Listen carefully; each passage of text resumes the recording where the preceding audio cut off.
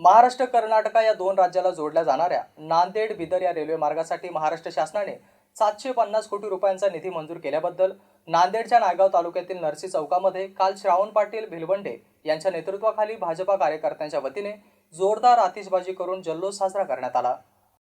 काल मुंबई मंत्रालयामध्ये झालेल्या कॅबिनेटच्या महत्त्वपूर्ण बैठकीमध्ये मुख्यमंत्री एकनाथ शिंदे, उपमुख्यमंत्री देवेंद्र फडणवीस, अजित पवार यांनी नांदेड बिदर या रेल्वे मार्गासाठी 750 कोटी रुपयांचा निधी मंजूर करून या भागातील जनतेला नवीन वर्षाची अनोखी भेट दिली आहे। याबद्दल नायगाव तालुक्यातील भाजपा कार्यकर्त्यांनी महाराष्ट्र शासनाचे जाहीर आभार व्यक्त केले आणि नांदेड बिदर रेल्वे मार्गाचा प्रश्न मार्गी लागला पाहिजे यासाठी नांदेड लोकसभा मतदारसंघाचे खासदार प्रतापराव पाटील चिखलीकर यांनी सततचा पाठपुरावा करून निधी खेचून आणल्याबद्दल त्यांचे उपस्थित पदाधिकारी आणि कार्यकर्त्यांनी जाहीर अभिनंदन केले आहे। आणि यावेळी श्रावण पाटील भिलवंडे, शिवराज पाटील होटाळकर, बालाजी बच्चेवार, शंकर कल्याण, भगवानराव लंगडापुरे, धनराज शिरोळे, वसंत कस्तुरे यासह अनेक कार्यकर्ते उपस्थित होते।